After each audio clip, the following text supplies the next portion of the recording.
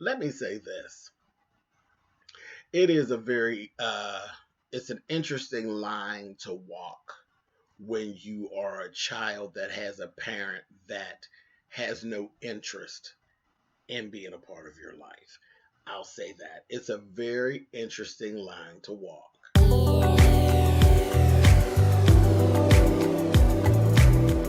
And I'm like, come on through, Cookie.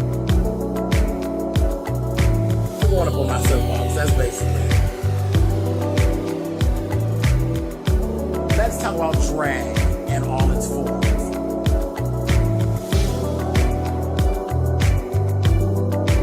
What, Cookie?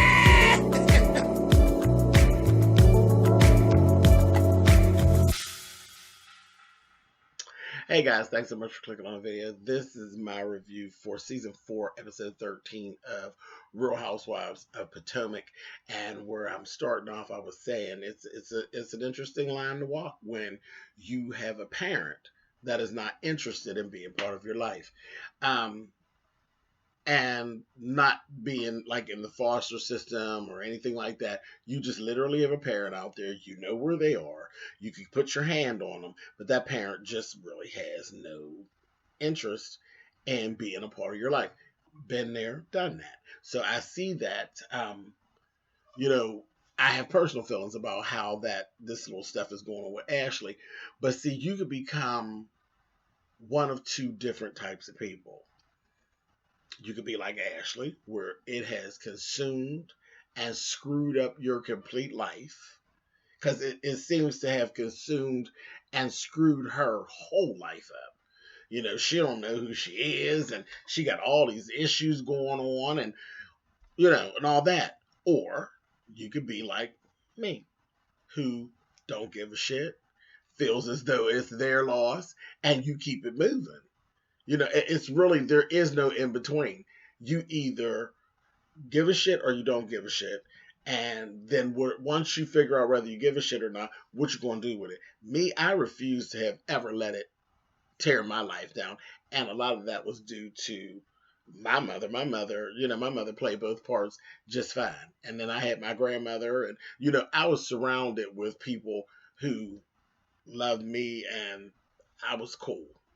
My self-worth had nothing to do with my father. It wasn't tied up with him, and I kept it moving. You know, he just literally was a non-motherfucking factor. Like, seriously, I'm actually named after my godfather. So when it came to, you know, someone male that I needed to lean upon, you know, that's a whole nother story. But I had, you know, several different males that I could lean upon. I didn't have to go through all that. I didn't have to long for my biological, as he's a loser. So to hell with him. And I feel to this day, he's dead and gone. It was his loss. He never got to meet his grandchildren or any of that. It was completely his loss. And then, like I said, I was raised by another man and my godfather. You look foolish to me in the streets. There's no, and we all live in the same area for the most part. You look foolish. But like I said, his loss. Poor Katie, not Katie, I'm sorry, Ashley, she's just all out of sorts and you keep wanting to go back and you want, you know what I mean? But that's the other type, that's the other personality type. There's some people who just long for that. A lot of foster children go through that thing where they long for the approval and the togetherness with that parent that doesn't want to be bothered. My 2 adoptive children, one of them is pretty much over it. It's like, girl, either you know, with their mother, girl, look, what you want to do, whatever you do, I don't really give a shit. I'm going on about my business. But the other one completely longs for it. So what do you do, Hannah? Yeah, pick a side and then go live your life. And I can't see letting that ruin my life. Anyway, so I done soapbox about that enough. We'll talk about it throughout here, what went on with Ashley. And listen, boom, boom, boom, bam, and I'm back. Let's go. Candace and Chris. Candace, you are just delusional. That's all. There's no more that I can even add to. You're delusional. You are taking small, I mean, you're not even doing baby steps. You just crawling with this thing of really wanting to be disconnected from Dorothy. You really don't. You really don't. You really are playing. And I think you're a little manipulative on the slide. Is what I think.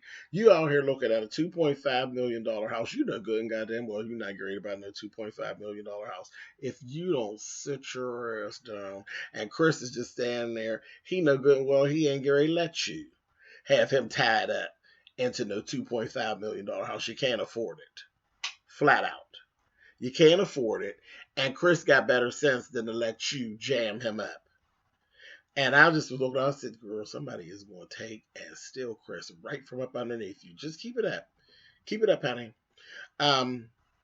Realism is not one of her fine points. Then she gets to talk about she has this trust fund and she doesn't even know what's in it.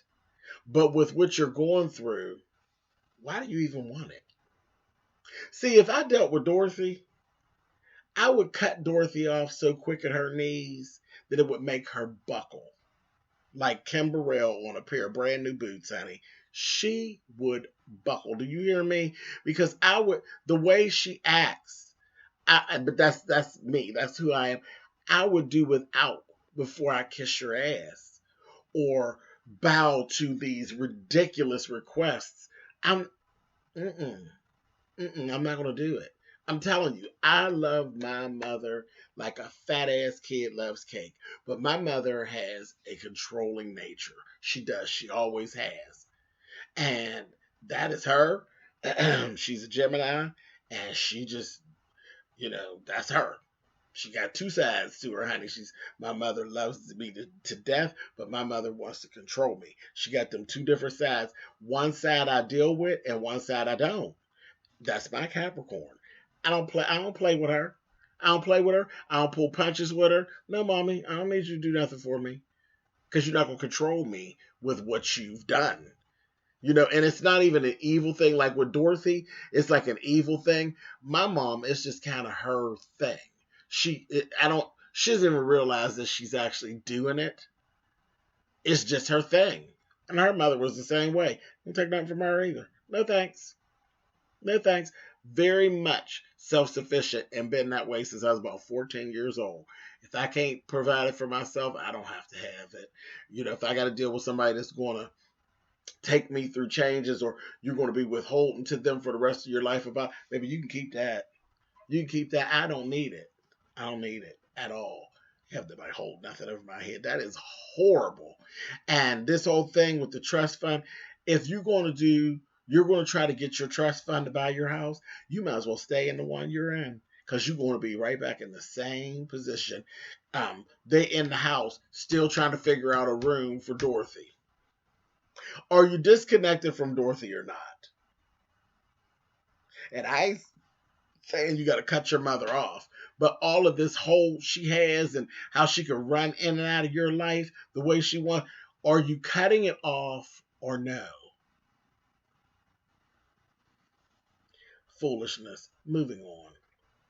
Robin, Giselle, and Ashley had actually went out to see Giselle's house, the new house, and they did a toast to the house and all that. And Robin, you got to come there to pee. I said that. You so extra. Anyway,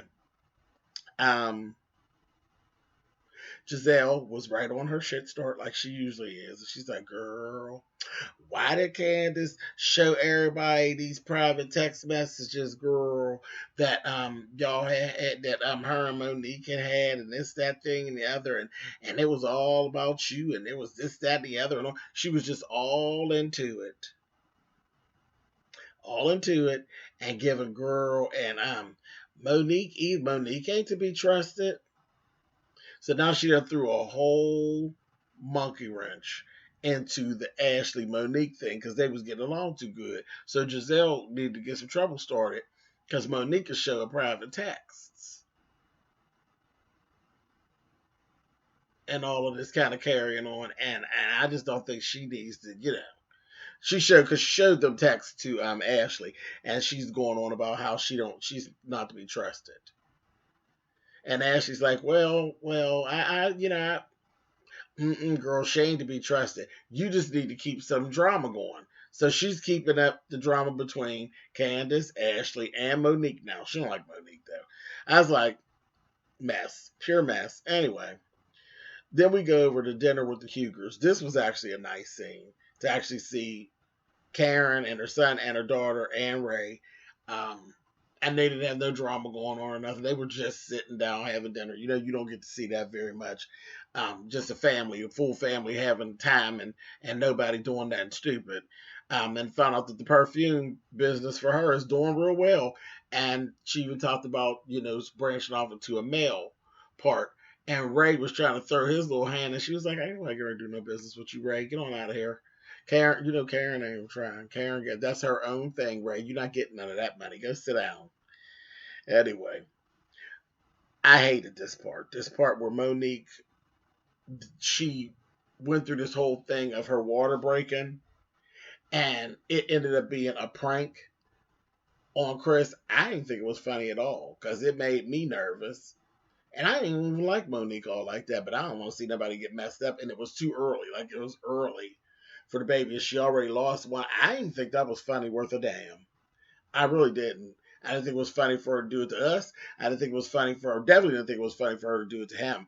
I just didn't find that funny. But that was just me. Y'all tell me in the comment what y'all thought. Did y'all think that was cute and funny? I didn't find the humor in it. I thought it was stupid. Dumbass. Anyway, moving on.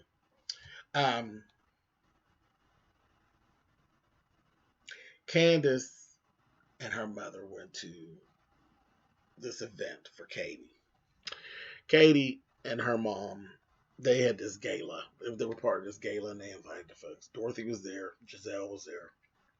Candace was there. Again, Giselle has no couth. None. I've never seen a first lady with no couth like Giselle. And Giselle goes right in and starts asking them these personal questions about their counseling. I'm like, this is not the time. And also, that's not your business. And Dorothy, Dorothy's so snarky, and she's all like, yeah, okay, I didn't need nothing. And that damn Giselle went in her confessional. She said, well, yeah, Candace got a lot. I'm seeing she's getting a lot out of the counseling. Dorothy, not so much. She's not getting anything at all. I said, oh, you talk about this girl's mother. So I'm like waiting for reunion time, honey. You know how she is. She's going to be crying, honey, up there talking about her mother. But her mother is an asshole. I was like, ugh, a mess, girl. No couth, though, Giselle, none. And wait a minute.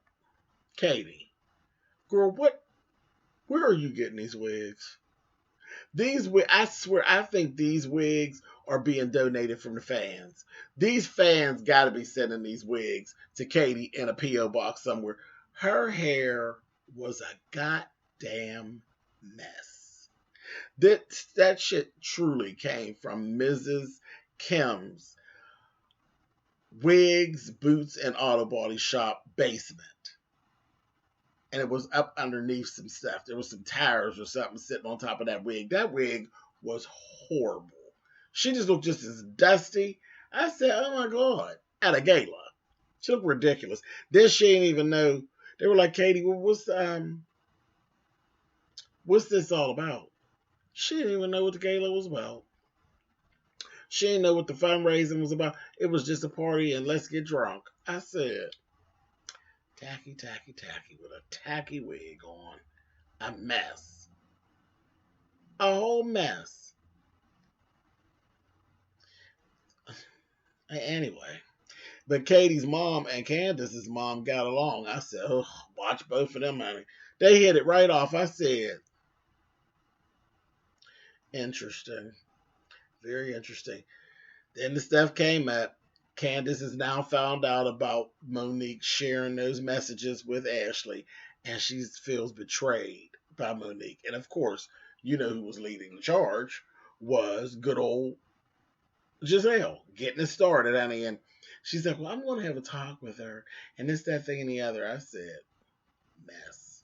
Pure mess. Pure mess. Last thing we end up seeing is Ashley going, and Ashley meets up with her aunt and her uncle, Jim and Sheila. And the uncle was just like Michael was saying, I don't think it's a really good idea for you to be trying to see your dad because he has issues. He had issues back then. He got issues now. Bastard got issues. But last we saw, honey, she was pulling up to the place and they were going to go do it. So we'll find out next week what actually happened. I said. And again, with Monique, of course, you know there's nothing that's going to get solved. Nothing's solved. Monique is never wrong. So the whole Candace thing, she'll, them too. Anyway, I'm over it, honey. Candace got a hard on for Ashley still, naturally. Monique doesn't ever do anything wrong. Giselle's a troublemaker. Business as usual. Anyway, catch y'all next week.